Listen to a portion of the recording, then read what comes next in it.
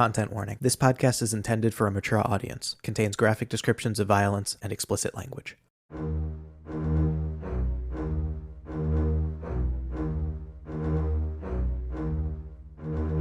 Hello, you're listening to Pause of the Multiverse Season 4. We're playing 5th edition D&D, and I'm Jimmy, the DM for a game in Eberron. Joining me are 4 of my best friends. Oh, interesting. I'm Andy. I play the life-size Green Warden toy named the Green Warden, now with functioning javelin launching attachment. Got a new feature. What an upgrade. Love that.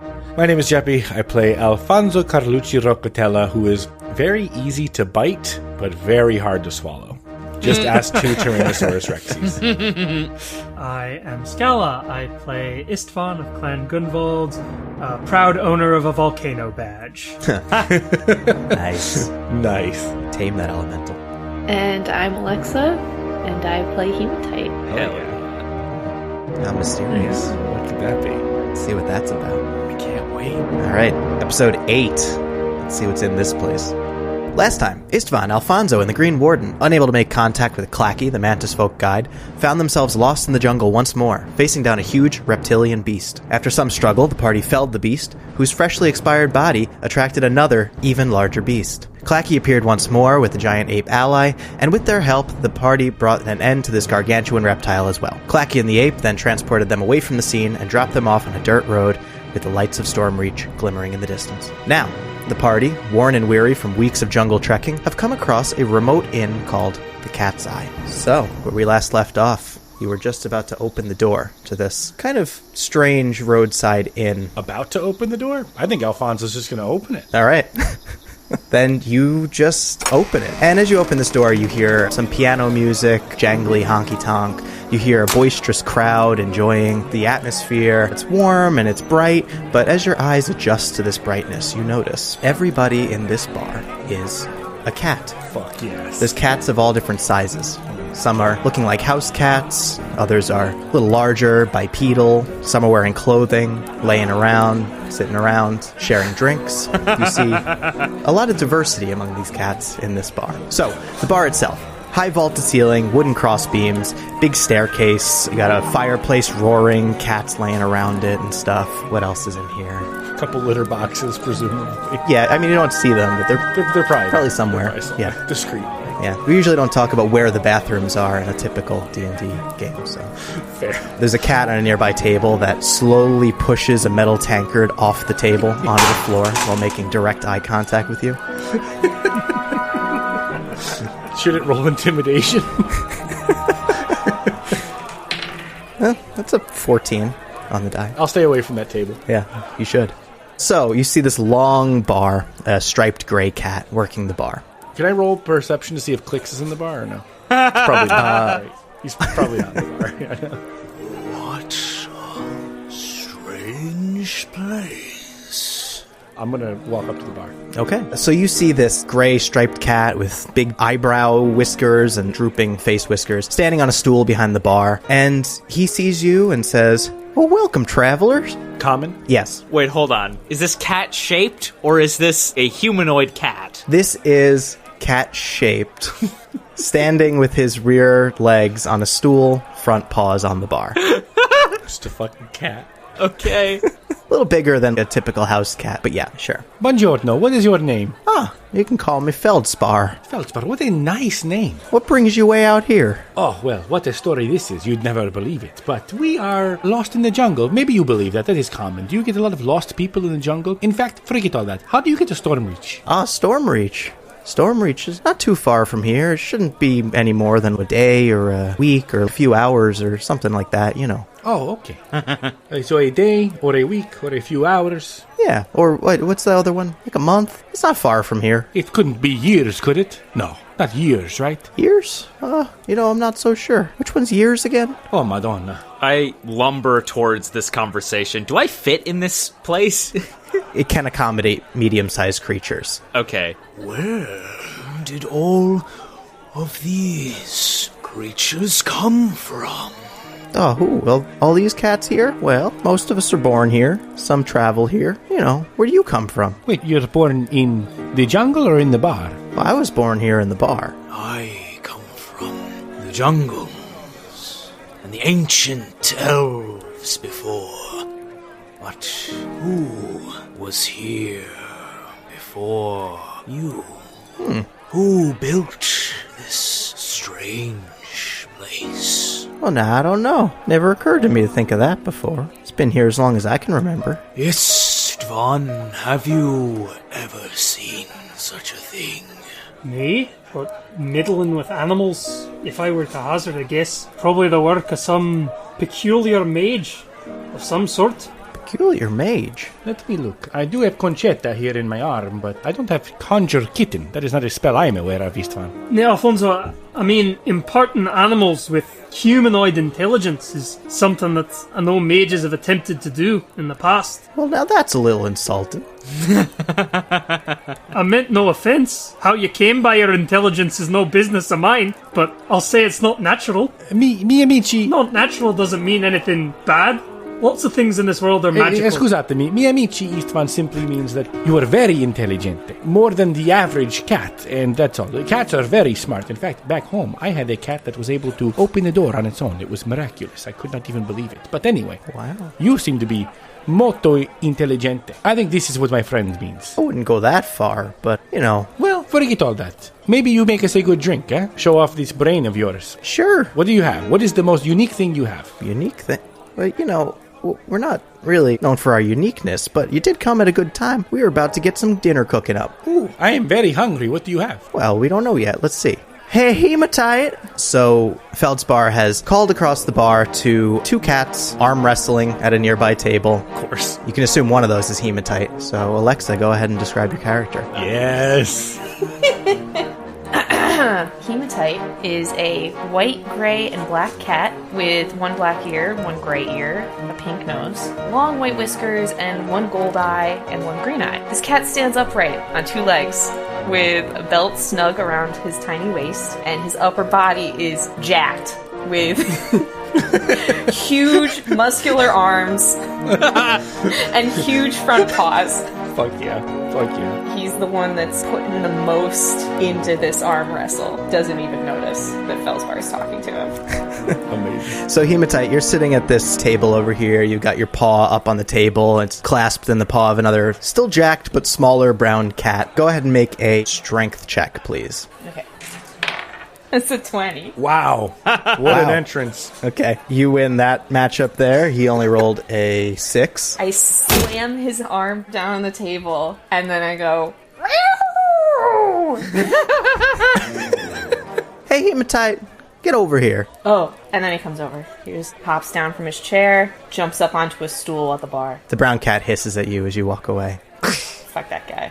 I don't care about that guy. What poor sportsmanship. Hello, my name is Alfonso Carlucci Roccatella. I am from Tervalistas. It's very nice to meet you. Oh, yeah, hey, I'm Hematite. What's up? Oh my god, it's... No. This... No fucking way. Lumpy Space Princess has entered the chat, and I'm fucking here for it. Oh yeah. It's gonna be a good session. Yeah, totally. You make the food, no? What? Hematite, will you go out and catch something for us to eat? Oh, yeah, totally. He jumps off of the bar stool and ambles through a door through the back. Hurry back now. And as for you, well, y'all look worn and weary. You'll be wanting some rooms for the night? This would be great. We almost did what you call a long rest up at the top of a cliff, but then, we see this nice place, and we thought, yeah, maybe bed's there. And look at that. Alfonso will look over to Warden and Istvan. Despite your protests, this worked out nice, huh? I told you, our luck turning around. I think at this point there are probably cat-sized cats nesting on Warden. Yeah.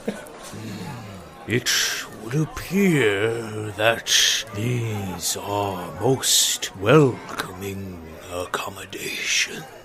There's a cat batting at the green moat floating around you. Oh my god! Yes. All right, well, follow me upstairs. We'll get you sorted. And how much for a room? How much for... Well, what do you got? It's a fucking good question. I haven't looked at my gold all campaign. Do you prefer Eberron shards or gold? I mean, Anything shiny is acceptable. Of course.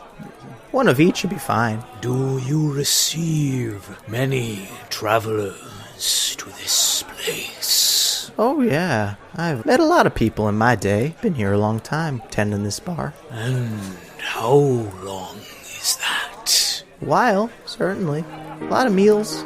A lot of sleeping. I can relate to that feeling. All right, well, come with me. All right, so Feldspar's going to hop down from his stool and walk around the bar on 2 legs and lead you to the staircase. We're going to cut to Hematite.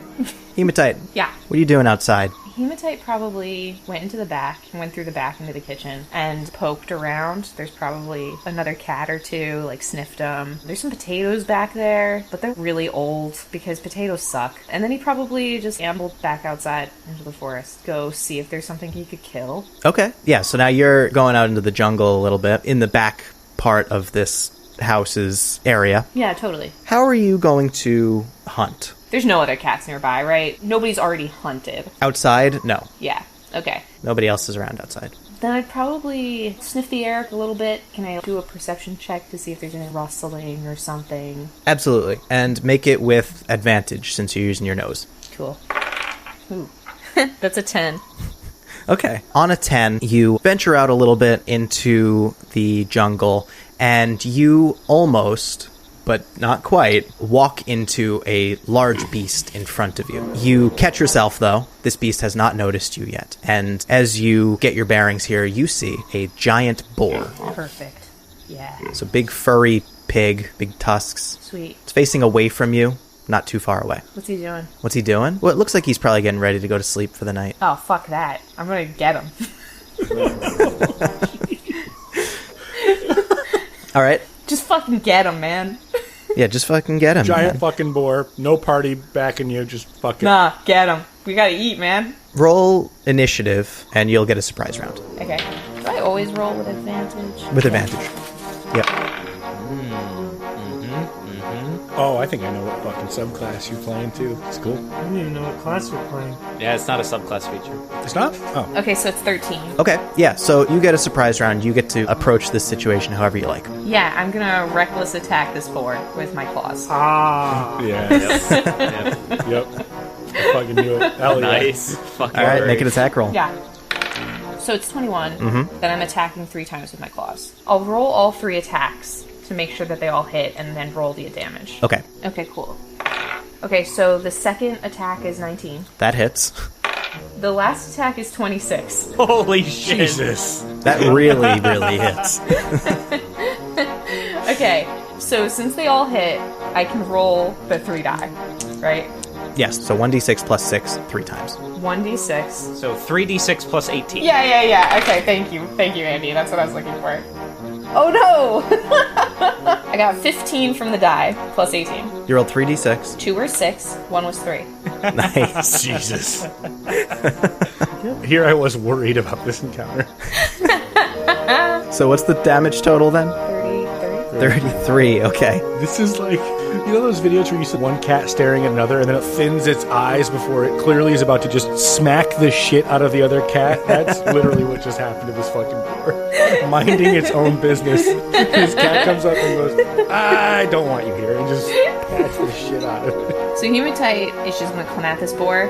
He fucking pounces and just slams into the boar's backside. 1, 2, 3. Destroys him. Rips him apart. You severely wound this boar as you tear into it with your claws. Well, that's the end of the surprise round, and now it's the actual initiative order. You get to go again, because this boar was completely taken unaware. Dope. I'm gonna do the same thing. Okay, great. So I'm attacking him 3 times with my claws. Got it. Also using reckless attack. Reckless attack. So that's a 18 and a 20, dirty, and You're counting this much, it's a high number. 23. Yeah. 23 hits. Great. Jimmy Dice do not stand a chance against This boar's AC is 12. Alright, and then for damage, it's 27 damage. This boar has a feature that I need to use here, so I need those 3 numbers separate. Sure. There's 10 damage. Okay, 10 damage reduces it to 1 hit point. It looks like it's about to go down. What's the next hit? Okay. The next hit is 9. 9, okay. And then the next one is 8. So it has this feature called Relentless, where if it takes less than 10 damage on a killing blow, it stays up once. But you did 3 killing blows in a row. So how did you take down this boar, Hematite? Hematite slashed the first 3 attacks, and then he clawed up the guy's back and slashed his face a couple times. This boar squeals out one more expression of pain, falls over with a massive thud, and you can figure out how you're going to get this thing back inside. Cool. I don't know how we're going to check this, but I want to walk off of him and then lick some blood off with my claws and then just fucking pick it up, put it over my head, and then walk back to the inn. Yeah, this is just comically holding this giant boar above your head. Like that. Yeah. Excellent. Yeah, you can do that. Your strength mod is 4, right? Yes. Okay, roll strength anyway. Okay. Dirty 20. Yeah, on a dirty 20, you can do that, for sure.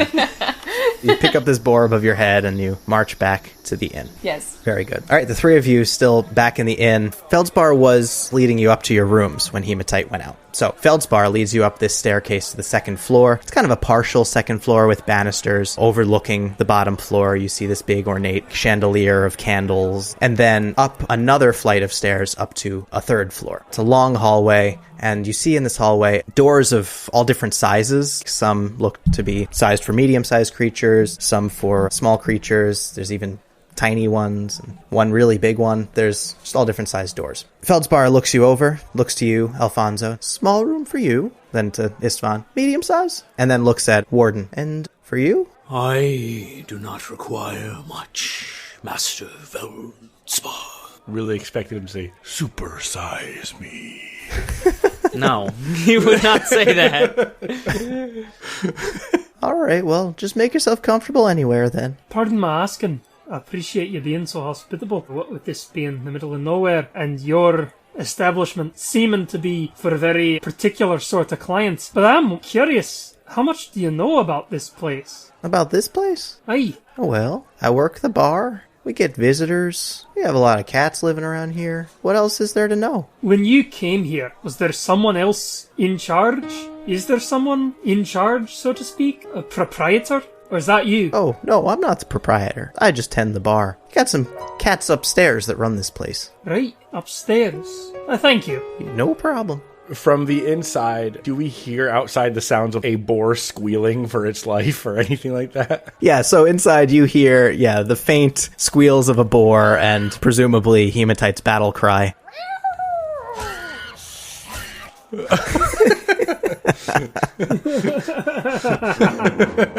Is that Signore Hematite? Alfonso asks Feldspar, Oh, yeah. looking to Warden and Istvan. Seems like a good fighter, wow. Oh, that'll be dinner. Let's eat. And he heads off back down the stairs. Alfonso follows. I'm not going to go in there, I'm going to go eat. So does it look like there's another staircase going up, or does the staircase we came up continue up to a higher floor? You don't see any other stairs on this floor readily apparent. Okay. So as you head back towards these stairs, you can see this window. It's completely dark outside, so this window is reflective. You see your reflection as you're heading back down the stairs and back to the second floor, and then even further down back to the bar, where you see Hematite kicks the door open and enters with this giant boar. Yo, Feldspar, I got this boar. Where you want it? Ah, perfect. Bring it on back. They'll cook it up. Okay.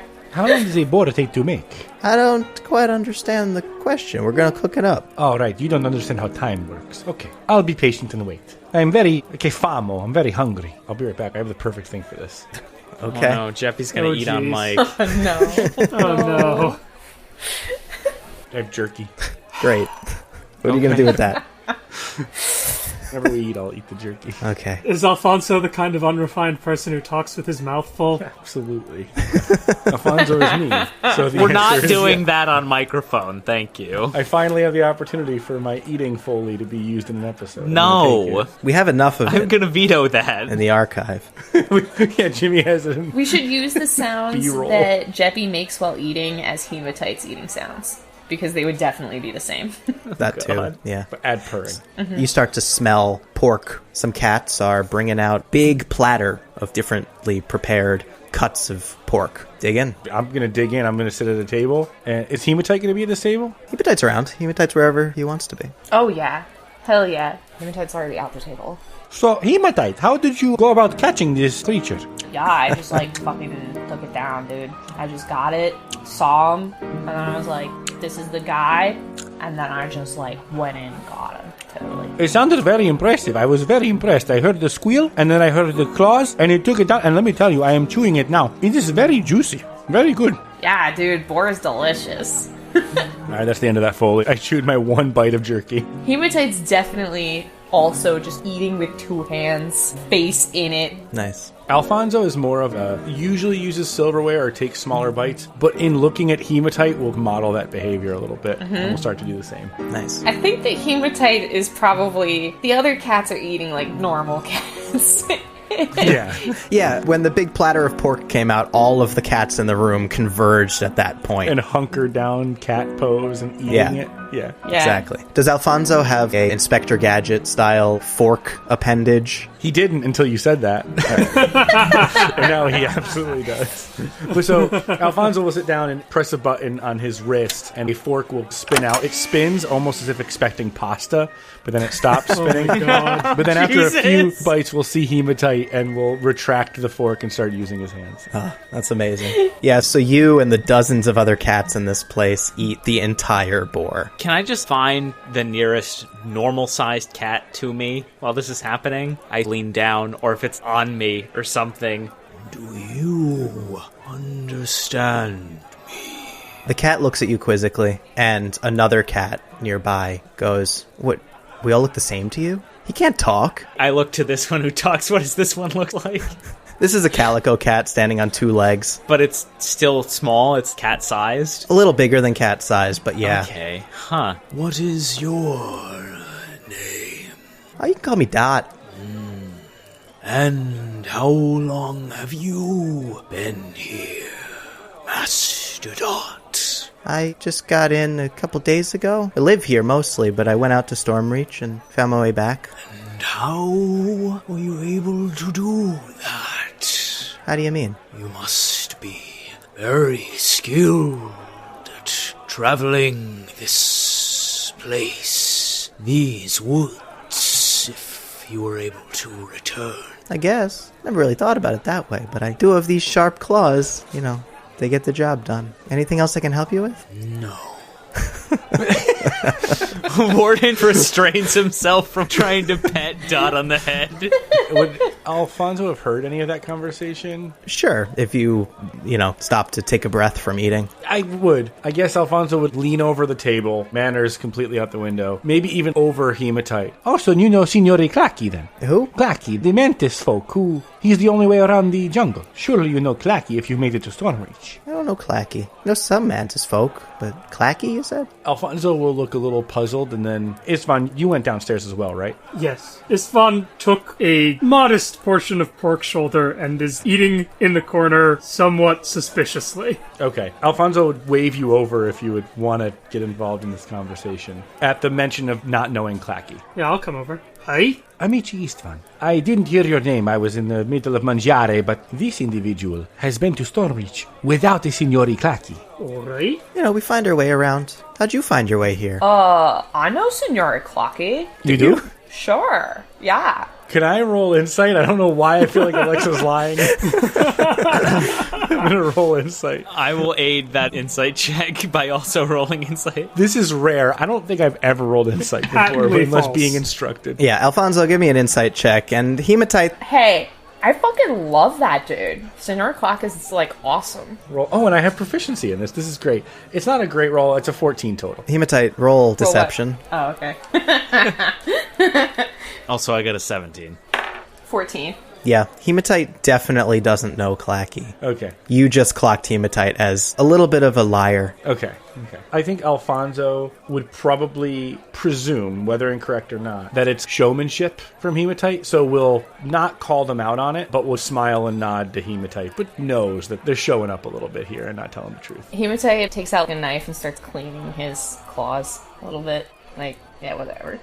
All right, so this evening is yours to do what you want with. So, Hematite, how long have you been here? Were you born in this place like Feldspar was? No. I've, been here before, but not for a while, I think. And I've only been here this time, a little bit. So where is it you come from? I'm from, all over. Yeah, I used to hang out with these dudes and we'd make sure nobody stole their stuff. And been on, boats, which is pretty cool. And I've been to, mountains, and I've defeated a bunch of monkeys one time. That was pretty cool. Yeah, where are you guys from? Can I roll insight on all of that? Yeah, I mean, sure. I have a 16. I got a 17 if it matters. How do we do this? Do I have to roll something again? If you're lying about any of this, you can roll deception. Otherwise, roll persuasion. Don't tell me which one you're using. What if it's both? That is deception. Okay, hold on. Lies trump the truth, always. It's a 12. Now Alfonso has to parse back what may or may not be truth in that statement. Well, it sounds like you've had some interesting adventures. We've had some of our own. Oh, I love adventures. What have you guys been doing? Where are you from? We're from across the ocean, except for the rock monster over there. Alfonso and I are from Corvair, from across the sea. Sure, yeah. I totally know Corvair. Yeah, I've been there before, totally. Warden has been on a different journey, a long journey through time. Sure, time. Yeah. I'm sure you know all about time. Yeah. Have you been to Tervaristas? Huh? Have you been to Tervaristas before?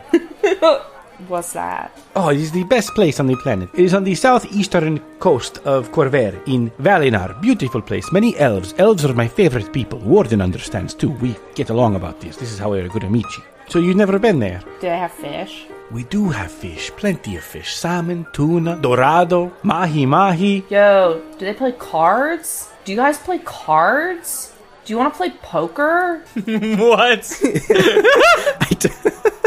I just want to see how long this goes on for. Go ahead. Yeah, okay, so Hematite, he's got a little thing wrapped around his body, and he goes poking, pulls one thing out, and then pulls another thing out, and he slams a pack of cards on the table, and then he also pulls out a shark tooth. I'll trade you the shark tooth for something really cool. Let me see. Hold on 1 second. That's it. That's all I You're talking to someone that can create shit out of almost nothing. What do you got? Do you got anything really cool? Also, Alexa, bear in mind that Alfonso's arm is like a fucking shiny Iron Man arm. I don't think Hematite would really... That's just your arm, you know? Okay. You probably would see the big shiny gem near his elbow, though. Dude, what's that thing right there? This is Luciano. Cool. Can I hold it? I love no other questions. Can I hold it? Well, certainly not. Absolutamente no. But there is a reason. It is my brother. I cannot give you my brother. Okay. Well, and then I leave the shark tooth on the table, and I go ruffling my thing, and I pull out a mummified mouse. Hey, what about this? I could trade you for this. Alexa, is there catnip in that mouth? No, it's an actual mouse that's been mummified. Dead fucking mouse. Okay. And it's mummified, and some parts have been worn away. There's patches of fur that's still on it. Okay. And one eye is sewn shut, but the other one might have like a rock in there or something. And he's holding it up to you. Look at this. It's pretty cool. Alfonso will reach his little gnome hand out and just slowly put your hand down and put the mummified mouse on the table. Signori Hematite, I can tell you are an excellent negotiator. What a bargain you are striking. But alas, I cannot. He is inextricably linked to my body. I cannot do it. However, Signori Dot over there seemed to suggest that there is a way to get the Stormreach. This is where we are headed. And if I can extract Luciano from this, pointing at the gemstone, I'd be happy to part ways with it. I do not want the reminder of all of this pain, you see. Oh, okay, cool. I mean, I could try taking it out for you. I would rather you not. That would be great if you did not do that. Oh, okay. Well, in any case, I mean, I could totally show you where Stormreach is. I'm pretty sure I just came from there. Roll intelligence, Hematite. Me? Yeah. D20 plus intelligence. Oh my god. It's 18. Okay. Yeah, on an 18, you know that you for sure have been to Stormreach. You got there by walking towards it, Totally. and then you got back here by walking back here. Yeah. Yeah. Okay. That makes sense. Okay. Yeah, Checks that out. sounds fucking reassuring. Yeah. Can't wait to add this to our party. This will be very good. It doesn't feel net negative. It certainly feels net neutral. What color is Luciano, the gem? I don't know if I ever specified. And if You I did. It's bluish. It's bluish. Dark blue. Cool. I'm very connected to this detail of my character. What color is your arm? My arm is bronzed copper armor, basically. But my adornments are purple and gold. Not resplendent. They're just dull and tattered. Yeah. Okay. The whole time he's talking to you, he's kind of looking at your face, but he's mostly looking at the gem. Of course. Alfonso will start to scan his arm across to see the degree to which Hematite is looking at the gem versus him. Do you know anything about the cats upstairs? The cot's upstairs. Yeah, totally. All right, give me a history check, Hematite. This is just Alexa saying yes to everything and Jimmy being like, the dice will tell you how much yes. Check it again, bud. It's a 3. It's a 3 on history. There are cats upstairs? Well, because the thought process is, I know Feldspar pretty well. Anyway, go ahead. The cat's upstairs. So you know that, yes, there is a 4th floor in this place. You've probably been there once, maybe twice, just to visit. It's usually more permanent residents, but you don't know who runs this place, though. Yeah, there's an upstairs. I've been up there. Totally been up there. Upstairs is great. Yeah. And how do you get there? I couldn't see an access from the 3rd floor. Oh, yeah, you gotta, go up the stairs. Right, of course. Can we take a minute and think about how Alwyn would do with this character? Amazing. Amici Istvan, what are you thinking is upstairs? I don't know, but there's something very odd about this place, and I'd like to know exactly what it is before we spend the night here. Roll insight on that. Sure. I would actually do the same, only because Alfonso's not getting that vibe. Could I also roll insight? No, because you're not getting that vibe. I only rolled a 7, so I may not even be getting that vibe. No, you are still getting that vibe. On a 7, this is certainly a very strange place you found yourself in, but you've seen a lot of really strange stuff over the past month or so. You know, Yeah. you're tired, you're weary, they seem friendly. Lots of people do. Lots of people do. I will respond to that, though. I may be quick to trust here, but Istvan, I do not know if we're in immediate danger. I mean, they would not have fed us. You know, there is something to be said about feeding your prey, plumping them up, so to speak, but I do not think that's what this is. This was a very big boar. They wouldn't have cooked such a big boar if they had planned to eat us. I think we'll be fine. Or is there something else you worry about? Well, that's just the thing. What I don't know can indeed hurt me. I'd like to at least know and then know if I'm being anxious for no reason, or if perhaps what does seem too good to be true in fact is. Fair enough. I have an idea. Signore Hematite, Yeah. I think it would be very cool if you showed us a way to the 4th floor. Do you think you could even do that, though? Yeah, now Geppi's playing the game. Yeah, totally cool. Or we could play a game of cards. Want to play some cards? So, in Terravalistas, we had a tradition where we only played cards on the top floor of a building because this is where the elite people would play the games. I would love to play on the top floor. If you think you'd be able to take Geppi- us, and I will roll deception. Yes. Go ahead. Yeah, that's pretty cool. Okay. It's a dirty 20. Fuck! Do I have to roll? Hematite, roll insight. Well, Alexa's been fucking rolling hot all night, so it's probably going to get dashed. It's a 16. Okay. Makes sense. He comes from a strange place where they probably do play cards on the top floor of the building. And I do love to play cards, so... Exclusively. If you take a deck of cards and take them out on the bottom floor of a building, you're fucking out for life. Trash. Yeah, so I know I've been to the top floor. Something's telling me that there aren't actually stairs, though. Can I do a roll to know where the stairs are? Do I know? What'd you roll earlier? 3 on your history check? Roll intelligence to see if you remember how to get up to the 4th floor. Okay, I have a backup plan. So it's a 15. Okay. Yeah, on a 15, you remember that you had to be invited upstairs. There was a locked door somewhere in the process. You don't remember exactly where it was, but... Sure. Hey, guys, I've got a better idea. Let's just, go outside and climb up the building. It may not be easy for Signori Warden, but I think Istvan, it was monk shit, as you described it. Perhaps a disembodied voice from another world describing my actions may have termed it such. Can you guys, climb walls? Is that something that you guys can do? Alfonso looks over to Istvan. Not exactly, but I can. You know what? Don't worry about it.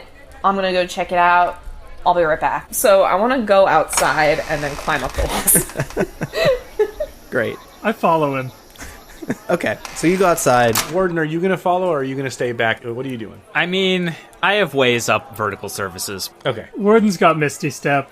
I'm the most fucked in this situation, actually. Although I don't know if Warden has any spell slots left. That dinosaur fight was pretty draining. That's true. Oh, shit. That's right. We never did our long rest. I have 1 first level spell slot left. Warden doesn't have Misty Step. Warden sees them start to go outside, and Warden leans down to another normal-sized cat. Can you understand me?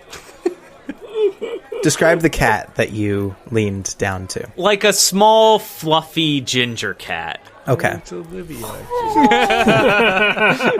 A cat that's laying down on 4 legs. Loafing? Loafing. A cat that is loafing. Cat that's loafing. Another bipedal cat nearby glares at you as you do this. I want to cast Speak with Animals on this normal cat.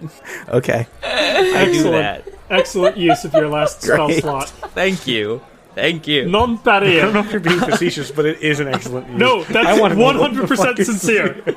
Yeah, what the fuck is I don't going know. on? I think trying to bust into this mysterious 4th floor is a bad idea. So I am going to lean down to this ginger cat. And so what you would see is I lean down and the wisp beneath my helm changes colors to a dull yellow instead of a dull green. And I cast Speak with Animals. Okay, you do that. What is your name, small one?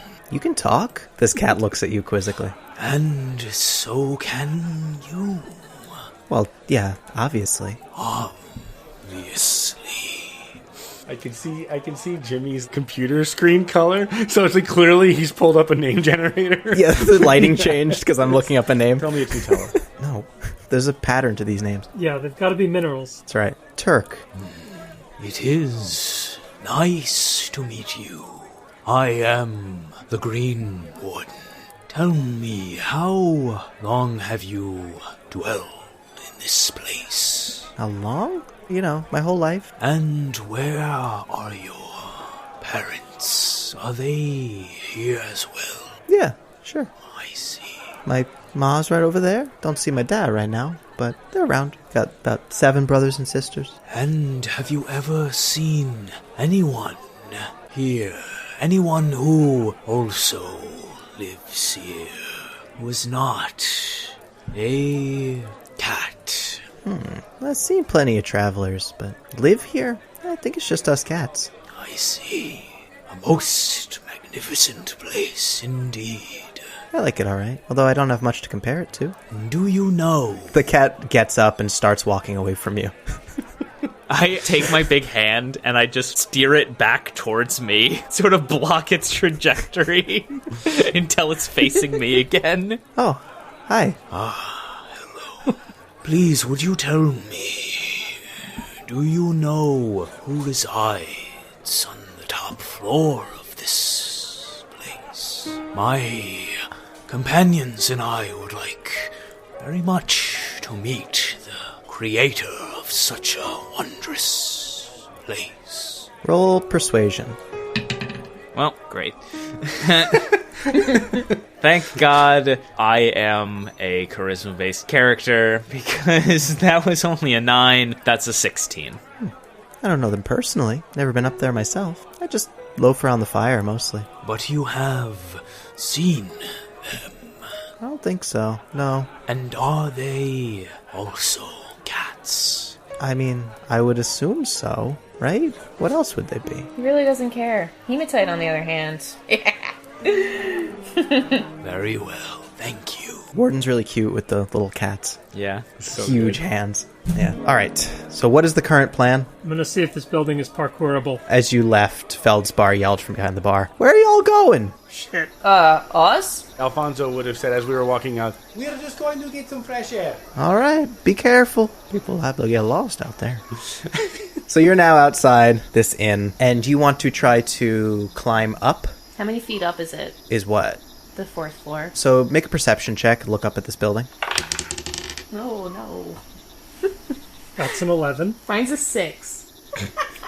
Yeah, on that 11, you can see just a lot of different sizes and shapes of windows scattering the sides of this building. It's hard to tell really where one floor starts and the other ends. Alright. You can very clearly see the chandelier over the second floor, but then there's some windows above that. You're not sure what goes where. Sure. Alright, cool. I think we can do this. I think it's gonna be fine. I'm just gonna go up there. You stay here. I'll be right back. Alright, so, yeah, Hematite's just gonna run over to a window and then probably aim for ledges and then any half roofs or something. Okay, so make an acrobatics check. Make it with advantage, since you've got those claws. You got an actual climbing speed. Yeah.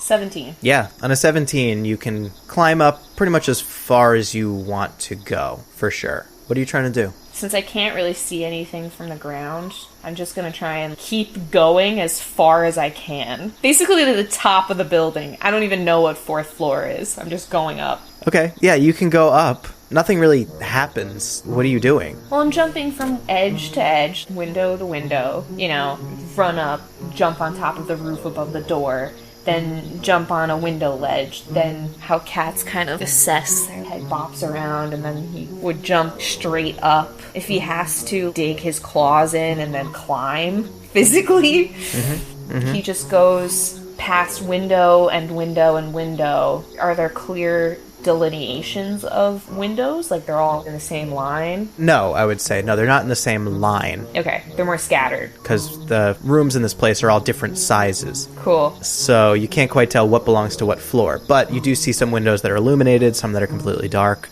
And I think it wouldn't matter. Hematite climbs to the roof, to the top of the building. Okay. Yeah. You can do that, yeah. Okay, so I get up there. I'm on top of the roof, right? And then I want to find a window that's close to the roof. Okay. So I'm looking for any window right below the roof that's open that he can get in. Okay. There are no open windows. Okay, what kind of windows are they? A window that you can break or try to pry open. I think you just break it.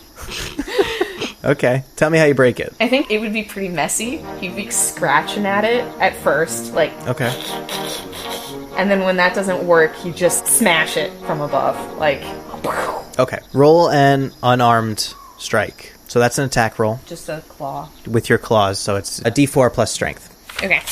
So, okay, that was a nat 1. Do I even add my modifiers, or...? No, it's a crit fail. It's an attack roll. Okay. So I'm going to make you roll a dex save. Cool. It's a 7. A 7 on the dex save? Mm-hmm. Okay. Hematite is a mess. So surprisingly not nimble for a cat. No. Hematite comes tumbling down the entire way he climbed up. Just from landing to windowsill to roof segment and then onto the ground. Taking... Can I try and catch him before he hits the ground? Absolutely. Dex save. Okay. Nat 20. 27. On a nat 20, you catch Hematite and Hematite takes no fall damage. Wow. Wow. Sorry, guys. I don't think we can get in there. Not to worry. Jimmy, would you say the height of the top floor of this is greater than 60 feet away? No. Warden probably would come outside the building just in time to see Hematite fall. And then I look up. I'm starting to believe we are chasing our own tail. Stop it. And I look up, and I'm going to use Divine Sense Okay. and put an end to this tomfoolery Do I detect any nefarious presences? I gotta read Divine Sense. Hold on. While that's happening, I think after a minute of standing on the ground, Hematite roots around in his little pockets and he turns to Istvan. Hey, I'm really sorry I couldn't get to the 4th floor. But, also, thanks for catching me, because that never happens, and that could have been really bad. That was insane. I've only fallen, never. So... Everyone has a bad day. And then he hands you a blue acorn. I want to say thank you, so here's, we're friends now. Aye, I think we are. Thank you for trying to get up to the 4th floor. Yeah, it's whatever, yeah. Totally. Yeah. Alright, so Warden, tell me what your Divine Sense looks like. I just put my hand on the ground, and you see a single rune on the back of my hand flare up once, and a very fine layer of dust or sand or whatever's around me just come maybe an inch or two off the ground, and then just gently fall back down. Nice. Does Warden have the draconic words for good and evil on his hands? No. He's got a lot of various magical symbols, but I don't necessarily know that any of them would be particular entire words. Okay. So you do this, and you don't feel the presence of anything that would ping as evil. You do feel something really different than good and evil, something you didn't expect. And that's all you can really get a handle on. I stand back up, and I look down to Istvan. There is something odd. I am quite certain of that. As I look back up towards where they were trying to get to. But I do not think this power is malevolent. Well then, probably just my anxiety. I think I'm satisfied enough to spend the night here, I suppose. I will keep watch. I can totally talk to Feldspar, and also, he touches your arm. I totally hear from you. I'll make sure you guys are okay. Totally. Yeah. Don't worry about it. I got your back. Okay? You're a very cool cat. Thanks. Yeah. And so then Hematite goes back in, and he goes directly over to Feldspar. Oh, hey, Hematite. Where are our guests? Oh, they're outside. I think they're coming back in soon. Hey, can I go to the 4th floor? The 4th? I mean, why'd you want to go there? I don't know. Can I go up there? How do I get up there? Well, I mean, I can just let you up there, but, Sweet, let's go, dude. Right now, Do I need a key? I mean, I have a key. Can I have it? Roll persuasion. I think Istvan comes in somewhere during this Okay. exchange.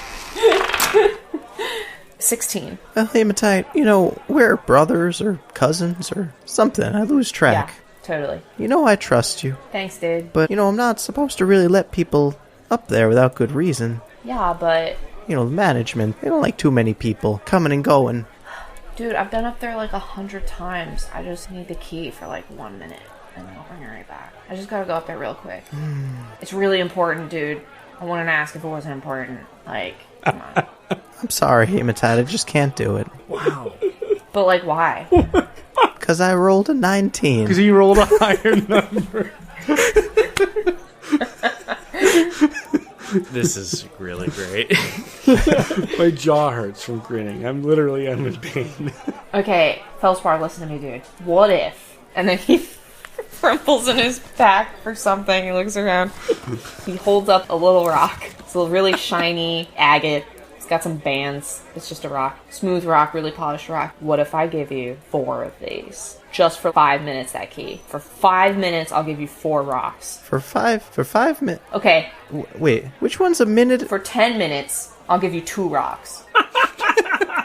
For 10 minutes? Yeah. You give me... 2 rocks. Well, but, so... You're driving a hard bargain, dude. It's really hard. But I'll throw in a thimble. Have you ever seen a thimble before? At the sight of the thimble, Feldspar's eyes go really wide. Roll another persuasion, as if it was with advantage. Okay.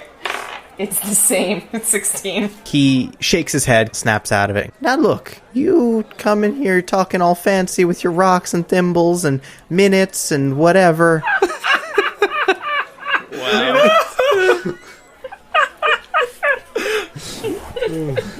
Hematite's the smarter guy.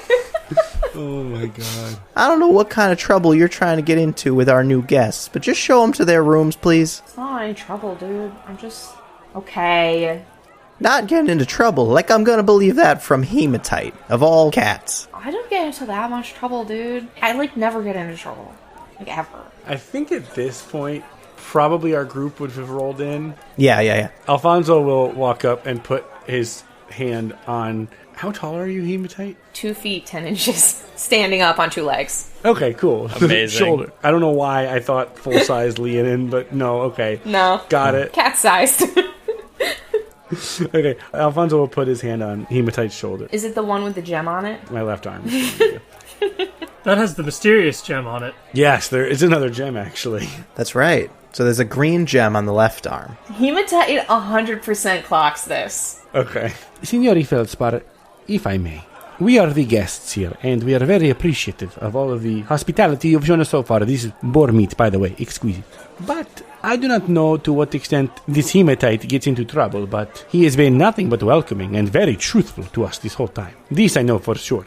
Totally. Super truthful. I'm always truthful. All right, now you roll deception. Me? No. Oh. You can roll it with advantage, though, because Hematite's helping. Yeah. Okay, cool. Hyping you up. Yeah, nope, there was a nat 1 on the second roll. But the first roll was a 15. And Feldspar rolled another 19. Damn it, Feldspar. You expect me to believe that Hematite was walking around here being truthful? Nuh-uh. Can't you just be cool? Please. Okay, you've caught me, Signori Feldspar. Hematite has not been the most truthful, but there is a certain valor in what Hematite is doing. Hematite just wants to be helpful. This is very clear to me. Hematite stands up straighter, puffs out his muscles, his biceps a little bit. And while Hematite may bend the truth from time to time, Hematite is trying to be helpful. This I consider to be honest. This is the best compliment he's ever done. Hematite can start being helpful by showing you upstairs to your rooms. Now get. He turns back to the party. Now have a good night, y'all. His tail goes down, hangs near the floor, his ears droop. Okay, come on, guys. And then he leads you upstairs. I'll try again in the morning for sure. Maybe after you guys also go in your rooms and chill out. I'll check the perimeter, make sure we're good. And then he shows you to your rooms. All right. Grazie mille, Signori Hematite. You have been very helpful. I would like to speak to you more in the morning, and let us see if maybe we can go to this 4th floor. I would love to play some good cards. Oh, yeah, sweet, dude. Yeah, I fucking love cards, dude. Hematite yawns, though, because he's been awake for a couple of hours. Couple of hours. Oh my god. Yeah, Hematite yawns and then heads back downstairs. I think if Alfonso and Istvan have rooms next to each other, Warden just sits down in the hallway outside of those 2 rooms and allows the cats to just collect on him over the course of the night. Yes. So Hematite leads you back upstairs to the 3rd floor. Each of you, Istvan and Alfonso, roll a d10. Ooh. Yeah, you don't roll d10s that often. I got a 9. I got an 8. All right. Yeah, so those rooms are right next to each other. Nice. Oh, cool. Yeah. Alfonso in room number 9, which is a small-sized room with a small-sized door. And Istvan in room number 8, which is a medium-sized room with a medium-sized door. And you notice they're well-outfitted, nice, cozy, comfortable rooms. There's a comfortable bed, an armoire, and a window overlooking the outside. Very nice. And now Okay. Andy gets to play out his cat perch fantasy, because our rooms are near each other. It's perfect. Signori Warden, amici Istvan, do you think maybe we could take a moment to speak? Perhaps privately in Istvan's room? All right. Grazie. As we get in, I'll say, I am very tired, very eager to go to sleep, but in this Hematite, what do you think of this feline? I can't rightly say what I think of a person I met in a bar for nay even an hour tonight, but it seems very helpful. I had the very same impression. Warden, what say you? I agree. Though it may be quite strange, the circumstances here, I do not believe them to be malicious. Perhaps this is our way to find Stormreach. And this is why I bring us in this room. As a gnome living in Terra Valistas, you learn to be small. You find yourself looking to prove yourself. Show everyone that you are more than just your size. I see some of this in Hematite. it. I think this kitten has conviction, certainly a good fighter, but maybe a little like a puffer fish, eh? A lot to prove. Not always thinking too much about how to prove it. But I think this feline could help us get to Stormreach. I think it would do him some good, but it would help us. I don't want to get in a position again where we're hoping for a Signori Clacky to show up with a giant gorilla, if you know what I mean. He gave me this strange acorn. That's good enough for me, I think. This is where Istvan lets their guard down. Oh boy, yes. Strange acorn, we're on board. Let me take a look at that. Sure, I show Warden the blue acorn. I am out of spell slots. Can I make a nature check? Yeah, make a nature check. I got a fucking nat 20. Yes. Tell me everything about this blue acorn. We may have failed our exposition on the 4th floor, but we're going to get it on this blue acorn, damn it. Yeah, it's an actual acorn. It's just painted blue. That's it. This is not an officially sanctioned magic item. I have to Oh, man. Hematite just thought it was cool. Warden looks at it. At first, really thinks, oh man, this is some ancient acorn from the elves that is really cool and neat and historical, and just continues to look at it, and you see the wisp just dim a little bit and sink down into the bottom of the helm, and just you can see like a single little frown of a flame licked glowing. Is there something wrong with that acorn? Should I nay have let my guard down? No, it is a very charming specimen. Ah, right. I think we could say the same of Hematite then. I take my acorn back. Nice. I do think, Istvan, you are not exactly wrong to be paranoid, but we should keep our guard up tonight. Maybe, Warden, I know you do not need to sleep. You will remain outside? Would you like one of us to accompany you throughout the night to keep a watch? You should rest well, my companions. I will keep watch.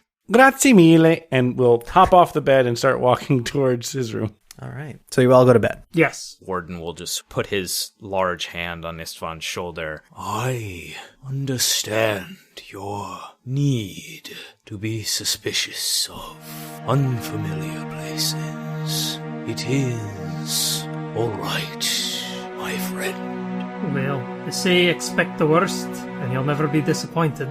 But on the other side of that, sometimes you're in fact pleasantly surprised. Good night, Warden. Indeed. Warden just sits down and talking to the cats that begin collecting around him. Indeed, I was created to destroy giants of old, and now look at me, pleasantly surprised. That's awesome.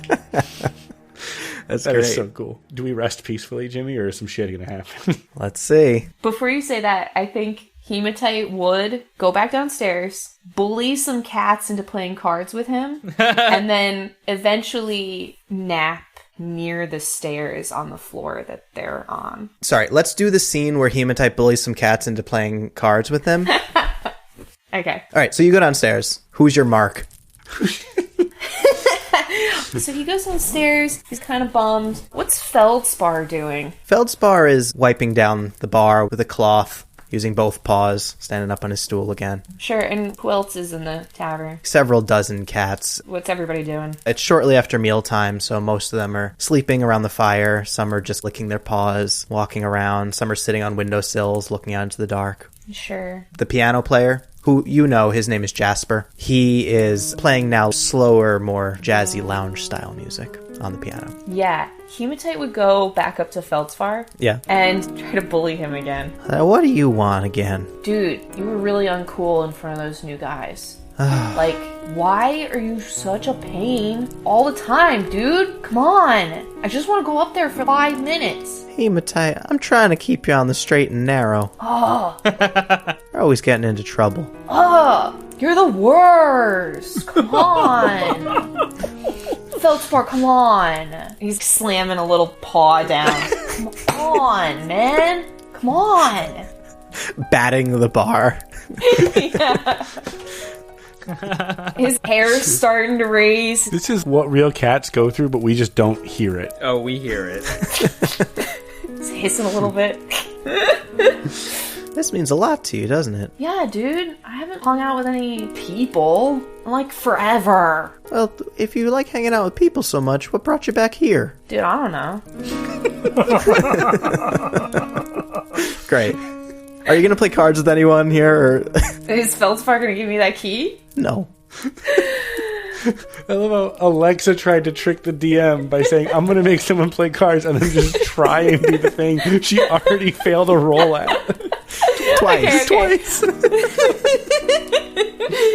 I just wanted to complain at Feldspar for a while. Alright, if most of the cats are winding down, would I know any other cats by name? Is there any other family members out there, or is it just Feldspar and Jasper? You look around the room, and you see a cat that you know is named Sapphire. Okay. That's a black cat. Alright, Jasper is still playing piano. I'm gonna go over to Sapphire and check and see if they're open to company. You know how cats sniff each other, check their body language? Yeah. So Sapphire's standing up on one of the tables in this bar, licking her paw. Yeah, I'm gonna go over and huff. Put a paw down on the table. Hey, what's up? Sapphire looks over at you, and then goes back to licking her paw. Wow. Hey, Hematite. Did you see all those new people in the bar? Yeah, the travelers, yeah. Yeah, I'm their friend now. Oh, yeah? Seemed like you were bothering them. I don't know about that, dude. We're pretty tight. Yeah. One of them was like, hey, do you have a blue acorn? And I was like, yeah. And then the other was like, I really want that blue acorn. And I was like, I don't know. But we worked out a deal, and I gave him the blue acorn. So we're really good friends. That's cool. Do you want to play cards? Dude, what's going on? Roll a persuasion. Okay. It's an 11. Fine. Not doing anything else. Sweet. Do you want to play poker? Do you want to make a bet or something? Alright. What are you putting up? What have you got? Let's see. Sapphire reaches one paw into her belt pouch, takes out a little bell, puts it on the table. Sick. That's sick, dude. Yeah. Where'd you get that? Oh, someone gave it to me. Cool. Yeah. That's super cool. Well, look at this. And Hematite pulls out a ruby. It's fairly large, the size of their paw. Wow, that's pretty cool. This bell makes noise. Does the ruby make noise? Oh, no. He puts it back in his thing, and then he pulls the thimble back out. What about this? Bonks it on the table, and it makes a little ding. He, like, hangs it a bunch so that you can hear a little sound. Love it. Now we're talking. What's the game, Hematite? It's called poker. Okay. Do you know how to play poker? Yeah. Okay, cool. Let's play. We played last week, remember? Sweet. Let's play poker. Alright. And so he takes his cards out, and it's a little deck of fairly worn blue cards.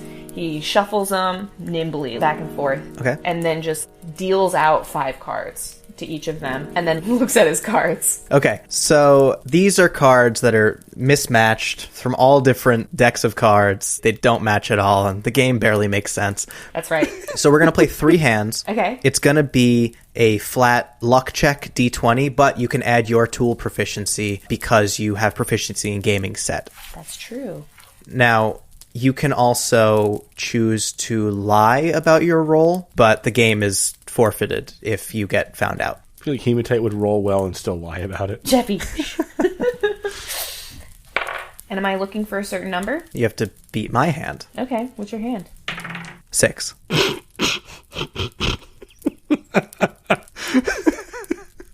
That tracks. Yeah, that I beat it.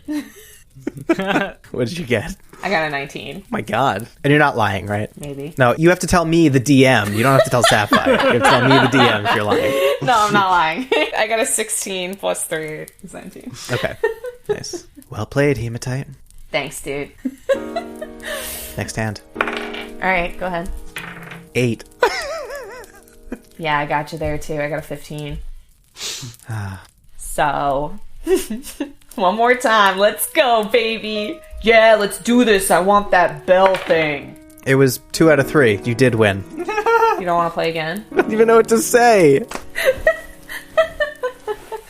So good. Can I win if I play again? Sure. All right. Deal again then. 13. 15. All right. I was lying. You were lying? Yeah, I got an 11. Okay, you have to roll deception. Oh, okay. Dude, my deception's not great. I got a nat 1. Oh, yeah. So, That's 13. never seemed to beat you, Hematite. Crazy, right? You gotta keep playing. Crazy. You gotta keep practicing, though, dude. You know, practice makes perfect. You gotta play with as many people as you can. You just gotta keep playing the game, dude. Yeah, that's right. Give me that bell. Peace. She pushes the bell across the table to you and then goes back to licking her paw. Cool. What kind of bell is it? Whatever little bell that you'd put on a cat's collar. Oh, like a little gold round one? Yeah, it's probably made of brass or something. Cool. It's a little jingly thing inside. Every single thing that's sold at the Christmas tree shops has that bell on it. That's right. That's the bell. Gotcha. Okay, so, Hematite, go find somewhere to sleep. I know that they're worried about what happens at the inn at night, and I don't even really know what they would be worried about, but I know that they're worried, so I'm just gonna go sleep on their floor. In a doorway, on a barrel. Okay. You can either sleep on Istvan's floor, Alfonso's floor, or in the hallway with Warden. In the hallway. I want to be in the middle of things. Got it. So that if something comes down the hallway, I'm there. Great. Cool. So you come up the stairs, you see Warden sitting there motionless. Is there anything else in the hallway? Tables or a vase or something? No, it's a pretty plain hallway, wooden floor, a bunch of doors. There's that window where you can see your reflection, but you don't really particularly understand that it's a reflection as a cat, so it's kind of, you don't know what's with that. But other cats are sleeping on the floor. Okay, cool. What's on the other end of the hallway? I described the whole hallway. Does it end in a dead end, or does it end in stairs or something? It ends in a dead end. So one end has stairs, the other end is dead end with a window. Okay. There's a window on both ends of the hall. Okay, I'm gonna go down the hallway, check on sleeping cats, just smell them a little bit, looking for anything out of place, anything that looks weird for the inn itself. And then I'm gonna go past that weird window with the weird ghost cats that I can kind of see. Don't know what's up with that, but that's always here. So Are you referring to your reflection? Yeah. Scala's eyes lit up, and I'm like, I think Scala forgot that this is just simply Hematite's reflection. Look, I'm sorry. There's something weird going on and I don't know what it is. So Ghosts are a trigger at the moment right now. Okay. And then Hematite, would go up to the Warden. I think that up until now, Hematite has not really clocked the Warden as a real person. For the most part, it's fun. And the small Italian one. Alfonso. No.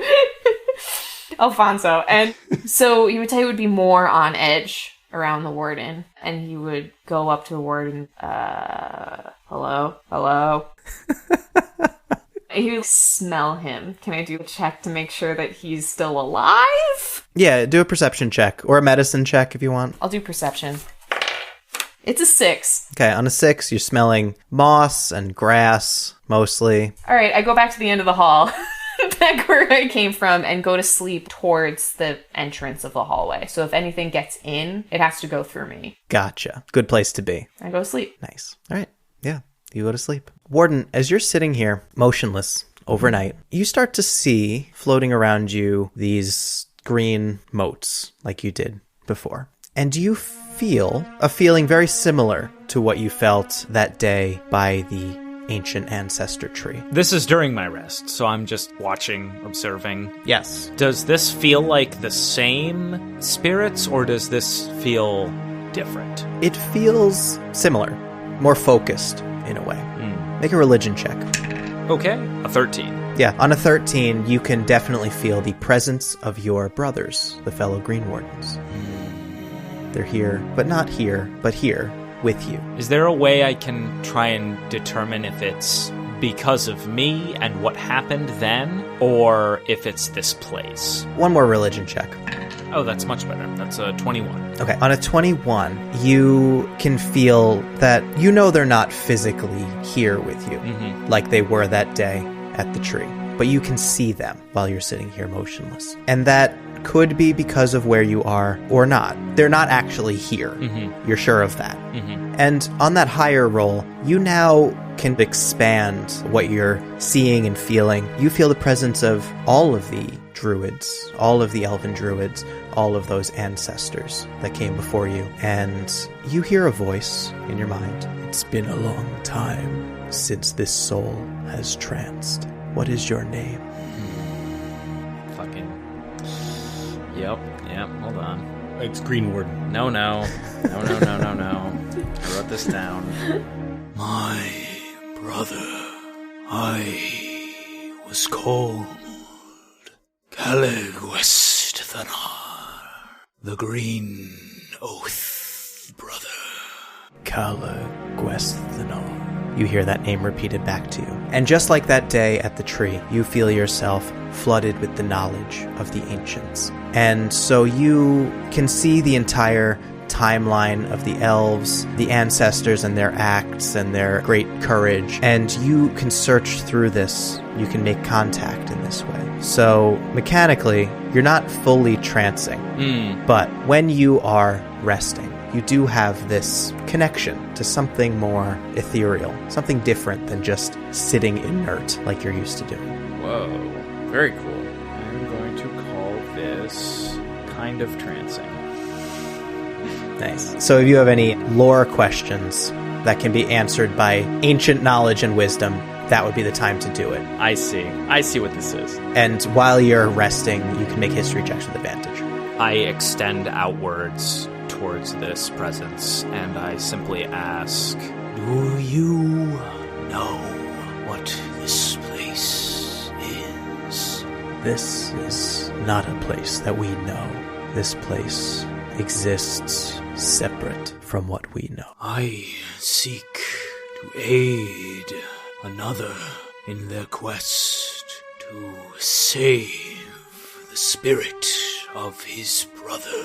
I journey to a place called Valinor. Have there been others in this time that have reached out to you? I rolled a 18. Okay. On that 18, and at the mention of Valinor, you can now, in addition to these Green Wardens and these ancestors, also feel a lot of living elves. You feel the presence of all of these elves who are together joining in this trance, connecting with their own ancestors. I see. Then perhaps I shall find them as they have found you. Is there a way this spirit may return to the life in which he had? The answers you seek are not so simple. For you see, all is changing all the time. The life you lead is different than the life you led just a moment ago. Look not to the past, but to the future. I think without saying anything during this, I sort of project a strong sense of gratitude. And you feel, in return, a strong sense of acceptance and support. Awesome. Istvan, Yes. as you are laying in bed here, what are you thinking about as you drift off to sleep?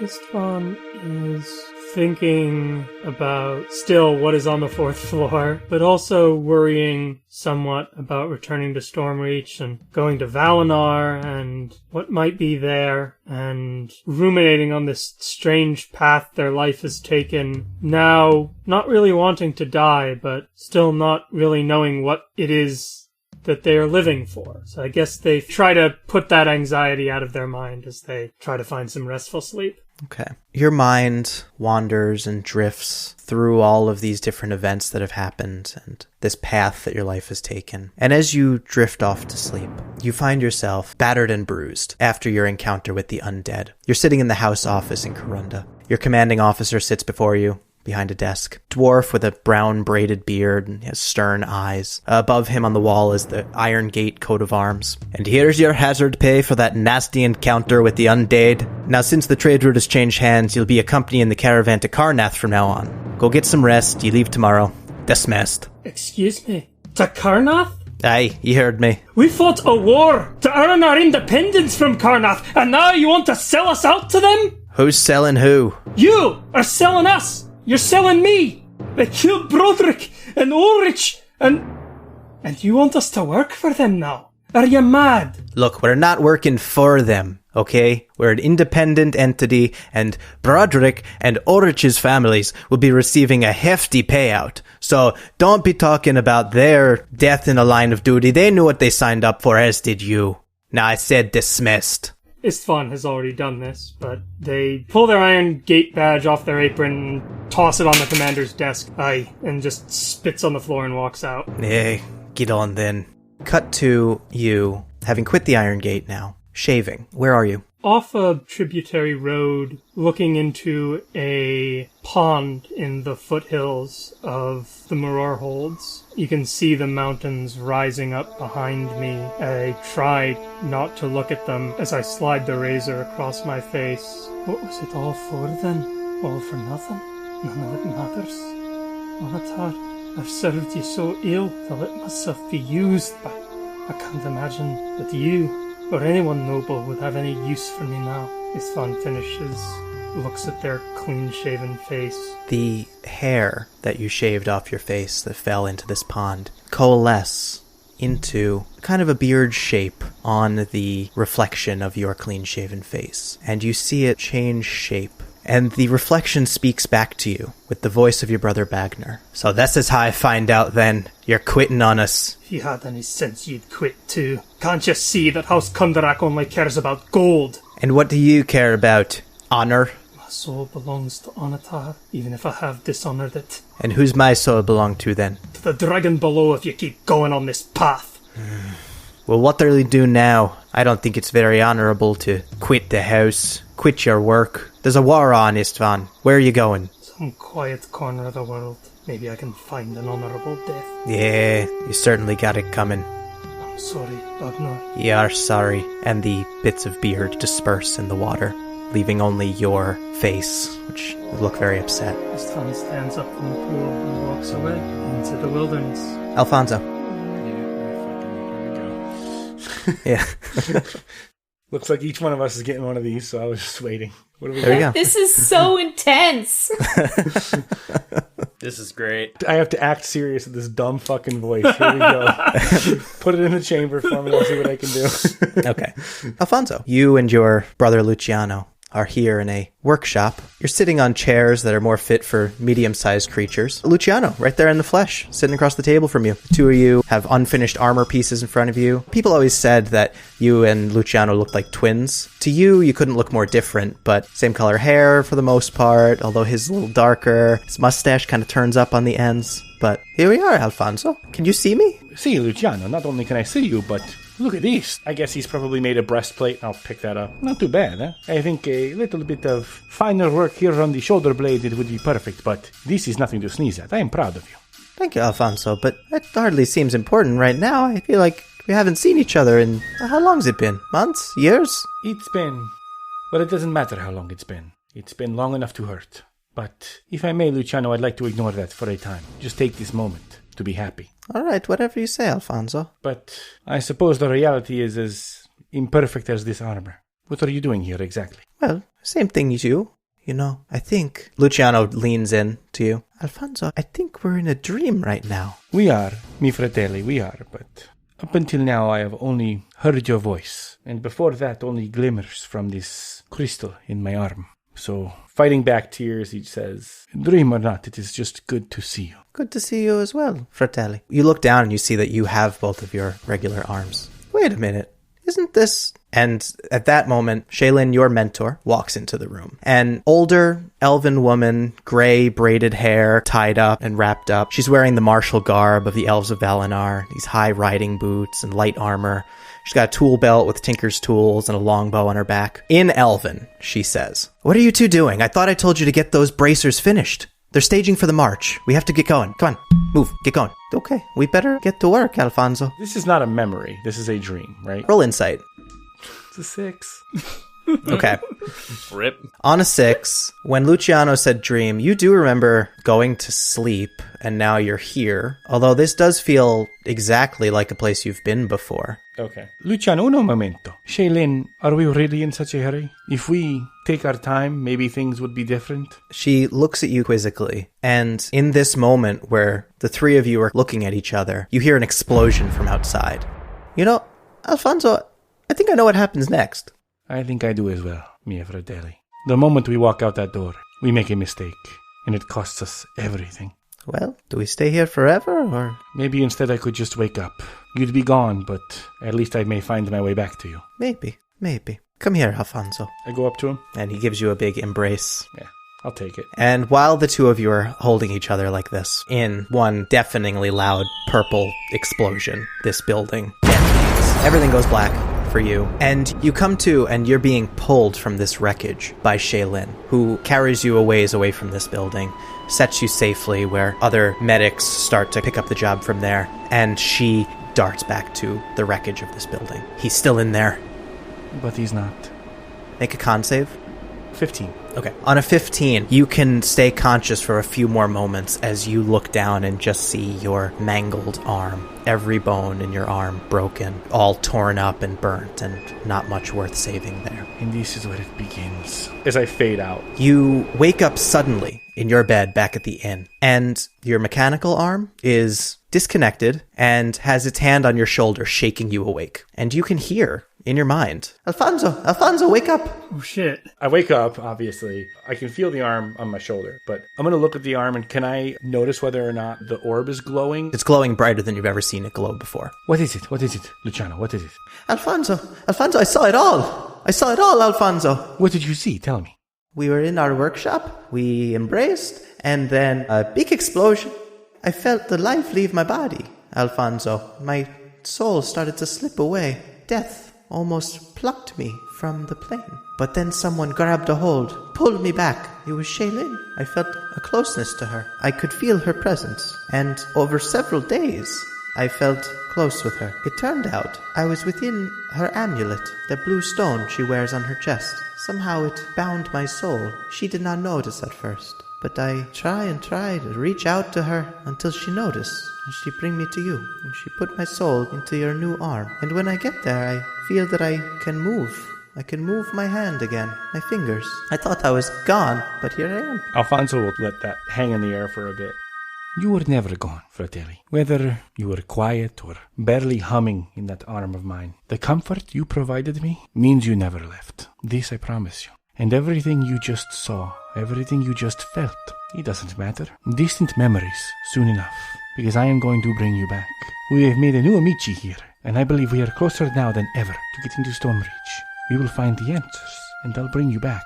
Thank you, Alfonso. I'm so scared, but I feel more alive than I've felt in a long time. When Luciano says the word alive, Alfonso will cry a little bit at that, and then hang his head, and then almost instantly, snapping back to his optimism. Well, of course you do, mio fratelli. I mean, we are closer now than ever, and because we are so close, I need you more alive than ever. This fist, big clenches for me, big punches, because we do not know what we are going to find in this jungle, and whatever we find, we are going to beat it down like we always do, huh? Luciano makes a fist with what was your arm and now seems to be almost more his arm as he's talking with his hands and clenches that fist. Perfect. Keep it clenched. You can keep it on my shoulder for all I care, but big punches when we need it, huh? We're so close. You know, Alfonso, that dream or whatever, give me an idea. Is my mage hand going to get better? Alfonso, this arm, you use it, I use it. Seems a pretty good replacement for a natural arm, no? I think this is more or less what Shaylin was thinking when she created this. Sure. What if there was a way to create a whole body like this arm? This we could do. In fact, one of my closest amicis, Amici Istvan, this person may be able to help us. Between me, Istvan, this brain of yours, which I was always quite jealous of, if I'm being honest, and the rest of Stormreach, I don't think anything could really stop us. That's good thinking, Alfonso. Is this what you want, though? What I want? I haven't thought much about what I want. I just want to be back. I want to be with you. Then what we want is the same. Okay. So, as the heavy drama of this moment recedes a bit, you notice that you have achieved a long rest. Thank fuck. But as you look out the window, it's still nighttime. God damn it. And Istvan, as you awake, you see that it's also still nighttime. And Warden, you were awake for the whole thing. You look out those windows, you still see your reflection in the window. It's a Warden ghost, according to Hematite. Very curious. I don't suppose there are any timepieces or anything like that, like a clock or any way of telling time. Feldspar didn't know anything about time. Time is weird here. Fuck. Damn it. Could I roll Arcana to just try and glean more than just the fact that time is fucky here? Sure. I hate you, because you just... It's there the whole time. Oh, fuck, time. There it is. I rolled a 17. On a 17, you look at this window. You expected to see some morning sun. You see it's totally dark outside.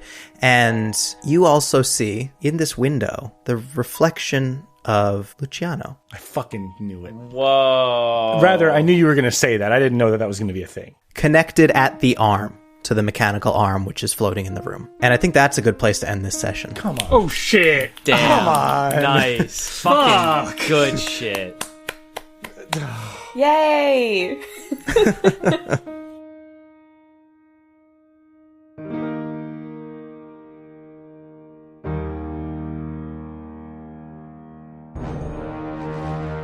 Well, we're in Luigi's mansion now. We always were in Luigi's mansion. Luciano's mansion.